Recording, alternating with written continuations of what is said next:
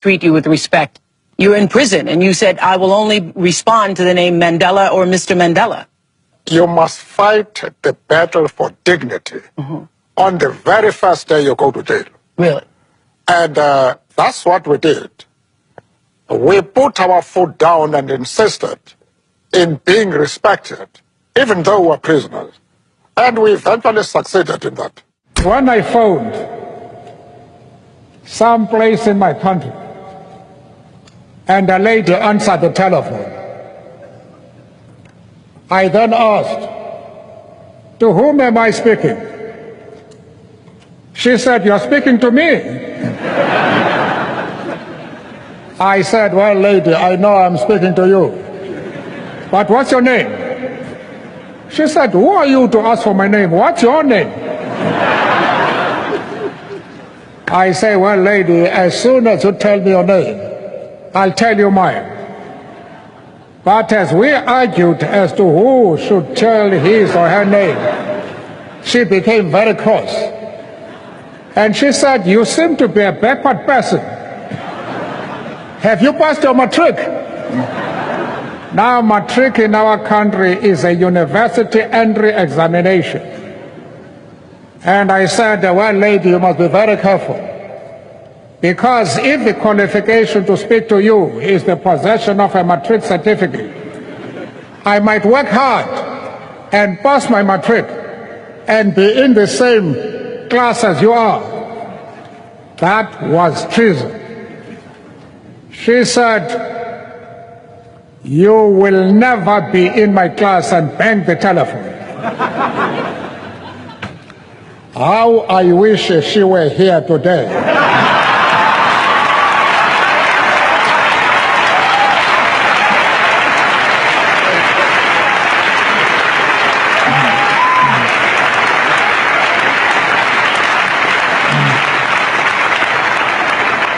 She would now discover that I have achieved more than pass my matric. I hated oppression.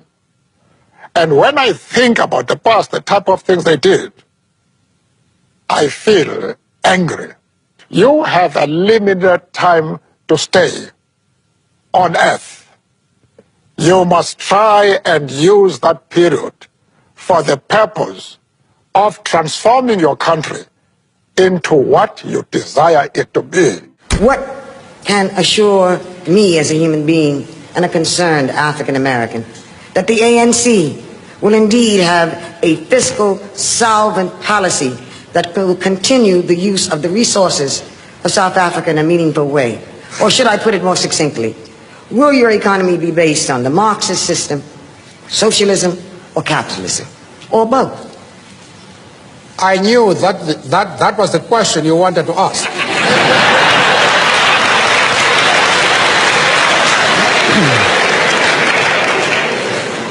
I am happy that you have had the courage to put it directly.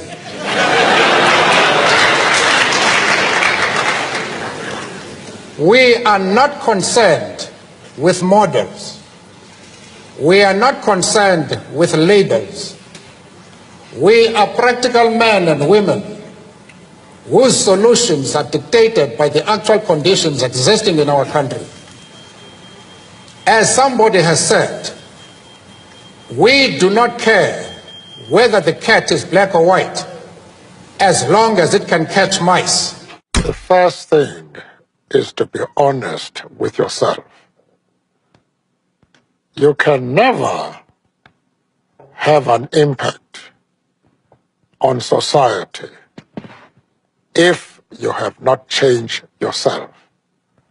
And one of the most important weapons in changing yourself is to recognize that people everywhere in the world want peace.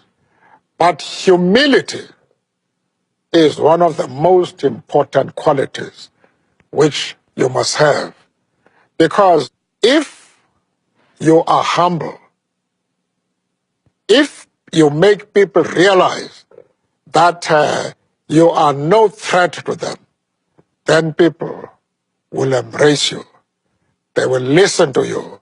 Was Muhammad Ali a hero of yours? Well, naturally, as far as boxing is concerned, and what he has done, he was my hero, just like Ruben here. This is my hero. What did you say to him when he told you he loved you? Well, I was paralyzed because he made my day. And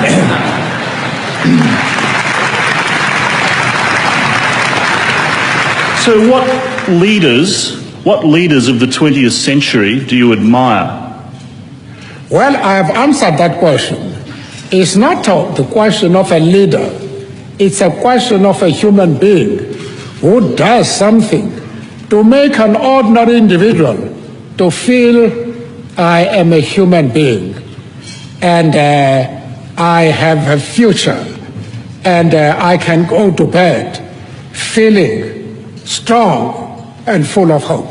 And you have praised Fidel Castro as a leader of human rights and said that Cuba was one of the countries that's head and shoulders above all other countries in human rights, despite the fact that documents at the United Nations and elsewhere show that Cuba is one of the worst. I was just wondering, are these your models of leaders of human rights? And if so, would you want a Gaddafi or an Arafat or a Castro to be a future president of South Africa?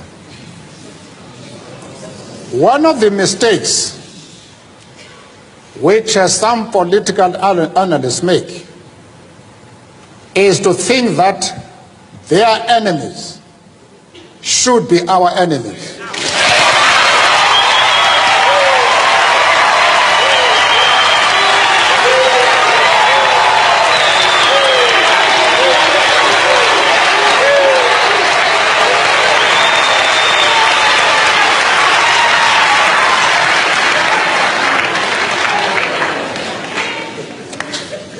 That we can and we will never do. We have our own struggle which we are conducting. We are grateful to the world for supporting our struggle. But nevertheless, we are an independent organization with its own policy. And the attitude of every country towards, our attitude towards any country is determined by the attitude of that country to our struggle.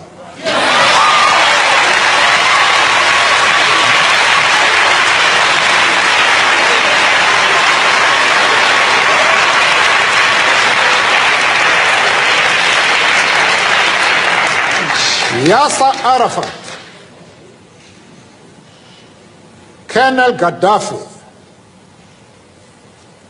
Fidel Castro support our struggle to the hilt.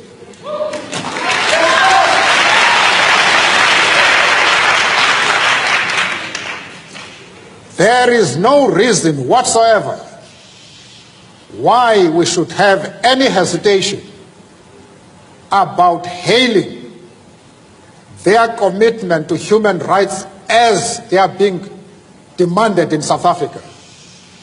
Our attitude is based solely on the fact that they fully support the anti-apartheid struggle.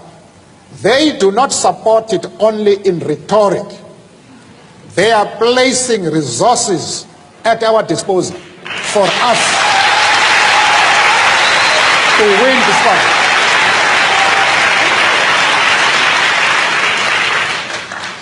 That is the position. You'd also said to me one evening, you said, we made the brain dominate the blood. Our emotion said the white minority is an enemy. We must never talk to them. But our brain said, if you don't talk to this man, your country will go up in flames. And for many years to come, this country will be engulfed in rivers of blood. So we had to reconcile that conflict. And our talking to the enemy was the result of the domination of the brain over emotions. But then you were convicted in 1964 for conspiracy against the state. And when you pleaded, you said that I am willing to die for this cause. This is a very tough thing to say.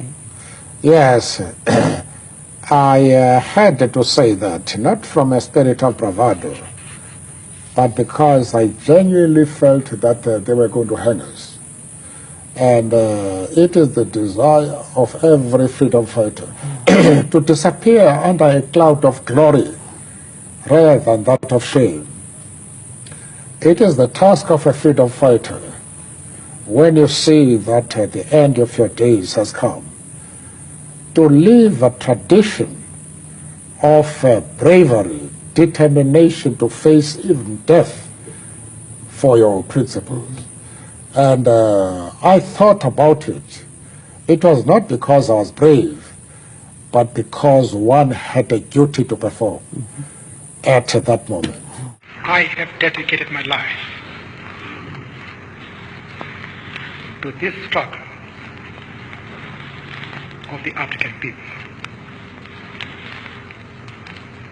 I have fought against white domination, and I have fought against black domination.